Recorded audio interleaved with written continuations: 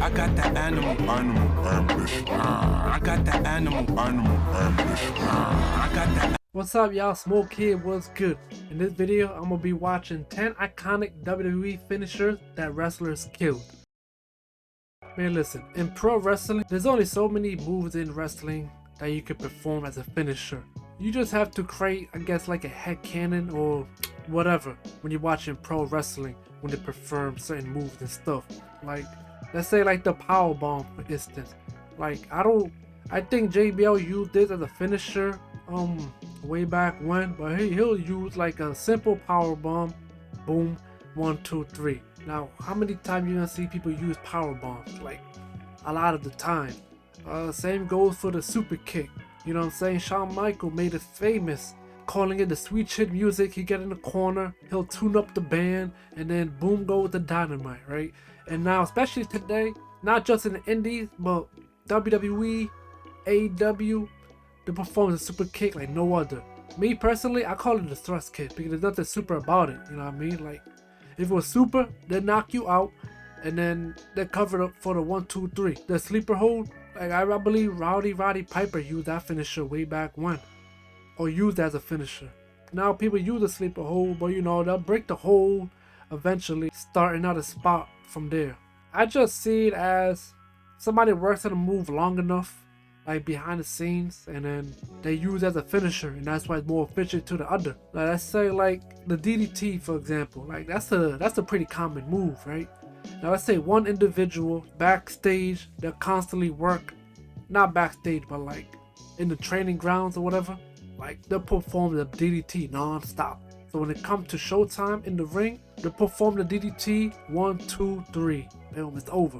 Because he have mastered the DDT, right? Compared to a whole bunch of others who uses the DDT as just a common move, and then, you know, they're kicked out at 1 or 2. You know what I'm saying? They're not able to finish it because they're not equipped with the DDT to finish somebody with that maneuver. Compared to that one guy, that one imaginary guy that I mentioned. You know what I mean? That's how I see it. A lot of people get frustrated. For me, it's like, whatever. You know what I'm saying? Like, what move can I use, bro? You know what I mean? Like, I say like the attitude adjustment from John Cena. It's a fireman carry, and then he'll lift him over, boom, slam it to the mat. I'm like, you know what I mean? 1 2 3 is over. Like, that's supposed to be devastating? Again, I take my, head canon belief and just, you know what I mean, make it and then make it seem more dangerous than it is. That's the only way it makes sense, bro. You know, it's wrestling. You know what I mean? It's not supposed to make sense, bro. Just watch it, enjoy it. Just take a watch of the video.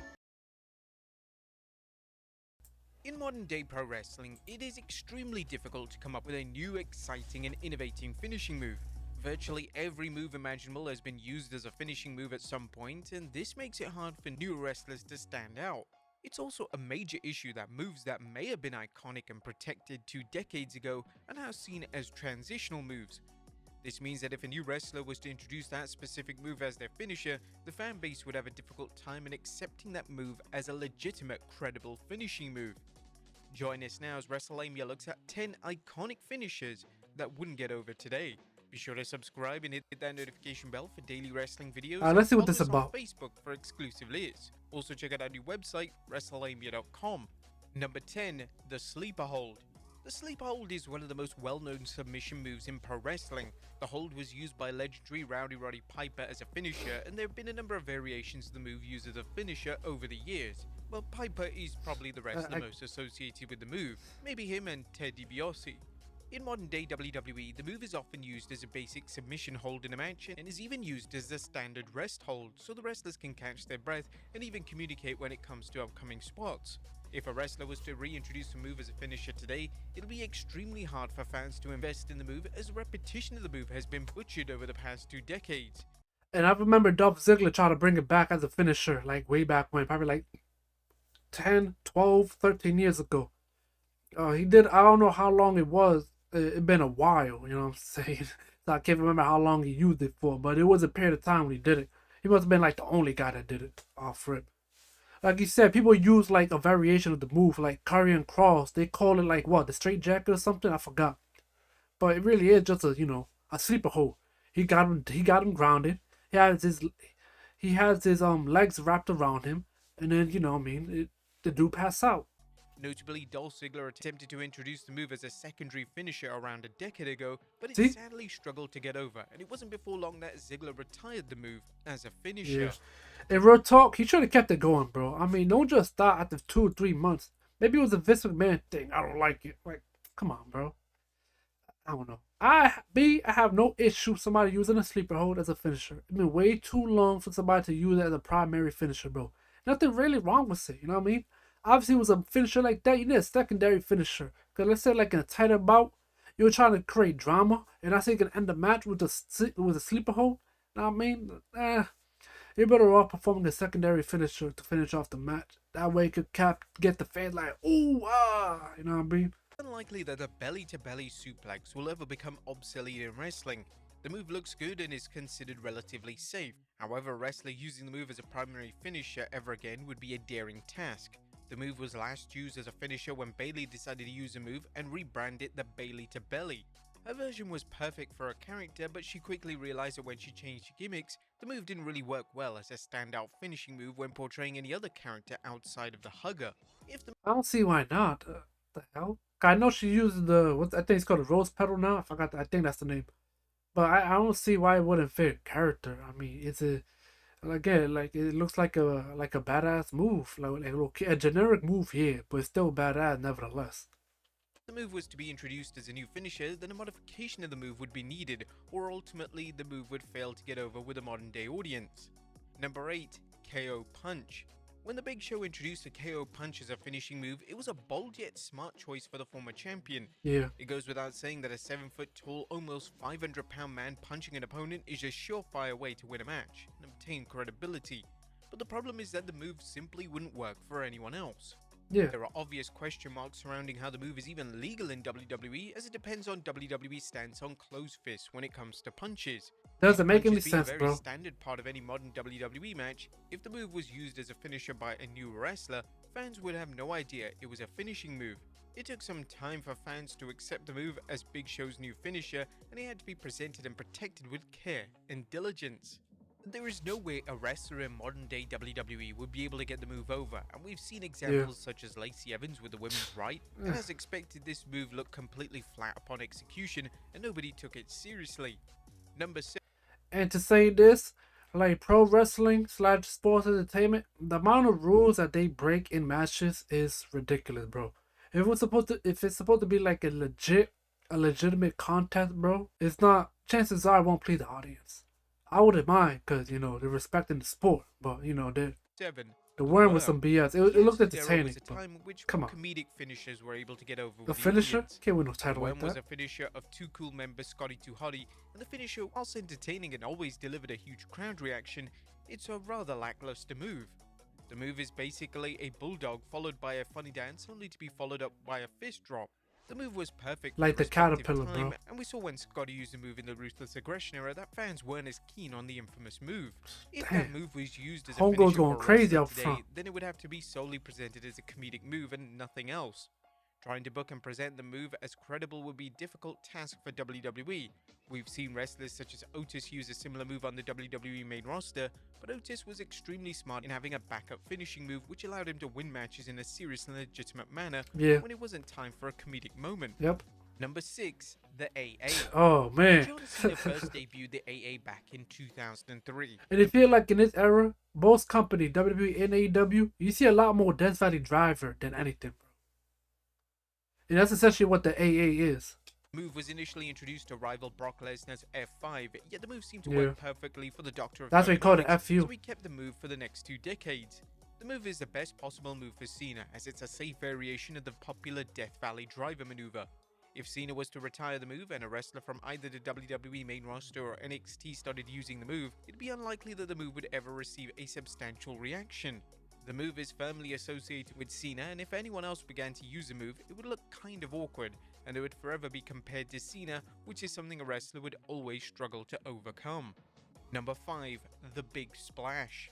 Using a big splash as a finisher was previously a smart way for super heavyweight wrestlers to deliver an impactful finishing move. Yep. Wrestlers such as Mark Henry and Viscera both used the move as a finisher, and it was a great fit for them as they managed to make the move look devastating. The move was also used by the Ultimate Warrior, and his version of the move worked because he was able to get significant height on his leap, Okay. which made the move look awesome upon execution. And he's a heavy The dude big too. splash, similarly All to that other mass. moves, has become a staple of matches, and the move is seen as a transitional move from one move to the next. If the move was to be used by a wrestler today as a primary finisher, then a noticeable modification would be needed to be implemented. This modification may come in the form of delivering the splash from the top rope, or it could be something brand new and unique. Without this modification, the move would struggle to receive a reaction, as the fans would be left underwhelmed and very dissatisfied. Number 4, the figure 4 leg lock. In terms of famous finishing moves, the figure 4 leg lock is no doubt one of the most celebrated and widely known submission-based finishers. The move is mostly associated with the Nature Boy Ric Flair, and Flair has won countless titles with the trademark move. WWE have had a difficult time in giving the move to anyone else, as fans just seem to reject the notion of someone outside of Flair delivering the move. When Flair passed the move on to The Miz, fans loathed the idea, and it didn't help that The Miz's execution of the move was incredibly clumsy. WWE would even attempt to give Flair's own daughter Charlotte Flair the move, and Charlotte made the sensible choice of offering a modification and variation of the move, as her finisher is appropriately named the Figure 8. And it sees Charlotte push up into a bridge for extra leverage. That's smart work. No this lie. has managed to work, and the move is seen as one of Charlotte's Okay, most saying like superior Figure moves. 4 This is 2.0. predominantly down to Charlotte's unique and memorable approach. Number 3, the leg drop. Ugh. Hulk Hogan is a man who made the leg drop one of the most protected finishing moves of all time.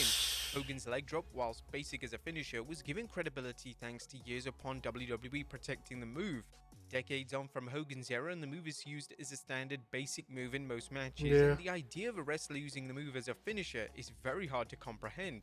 Unfortunately for fans of the dreaded leg drop, the move is just too basic to be a modern day finishing move, and whilst the move may work if a super heavyweight was delivering it as a finisher, it would still be a tough task to ask fans to accept and react positively to the move being delivered. Number 2, the People's Elbow. Now, it's hard to imagine anyone other than The Rock delivering the People's Elbow. The People's Elbow was truly a move that only The Rock would have been able to get over, as the Great One delivered what was in essence an elbow drop with so much charisma and aura that it was somehow presented as one of the most legitimate moves in the company. A move such as the People's Elbow would never work in today's WWE, as fans dissect the logic of the move within seconds, and even if a wrestler tried to replicate the style of move, it wouldn't be too long before the live audience began to boo the move. When The Rock has made sporadic appearances in the past decade, he has still used the move, and for the most part, fans have been okay with it, but the sheer idea of a wrestler taking a similar approach to their finishing move is something that fans simply aren't clamoring for. And number 1, Sweet Chin Music. One of the most overused moves in modern wrestling is the super kick. A super kick can be found in virtually every pro wrestling match, and a wrestler using a single super kick as a finishing move would be difficult to pull off. Thrust kick. Shawn Michaels is mostly known for introducing his version of the super kick to WWE, as his version was known as Sweet Chin Music, and if HBK debuted today, he would struggle to get the move over because everyone on the roster uses his finisher. The only way a wrestler in a top company such as WWE might be able to get over the move as a finisher is if a blanket ban is issued on super kicks. If super kicks are then exclusively kept for finishing moves only, then a wrestler may have a small chance of restoring the infamous move back to its former glory. But there you have it, folks. 10 iconic finishes that wouldn't get over today. Be sure. Yeah, that was a cool vid. I mean, again, you know, like you have to work around it as a performer, bro. You know what I mean? Like you have to do something. Like Shawn, like I said, Shawn Michaels, he was in the corner. He's stomping repeatedly hard on the mat. It got the fans going. He's tuning up the band. And you know, boom. Ric Flair, WrestleMania 24. Man said, I'm sorry. I love you. Boom. WWE in-ring career is over. Because we all know, you know, he would perform everywhere else afterwards. Like, the leg drop, yo, when I was younger, man, I had this game called Legend of Wrestling. Old school. Not that old school, but it's an old school game compared, you know, being in 2023. I played it for the GameCube. They had all the legends from the past, you know, just play the game. And you'll see the people finishers, right? And I'm just looking at Hulk Hogan. It says his finisher, the leg drop. I didn't know Hulk Hogan, like, I knew him a little bit. And I was like, the leg drop, what the hell? And then, you know, it just him running off the ropes, and then boom! I was like, "What? Nah, no way. That's supposed to be dangerous." But you know, the older I get, more I understand more about sports entertainment. You just really take a basic move and you you just master the technique and you call it a finisher. That's all that is. It's, you know, thank you guys for watching. Peace. I'm out.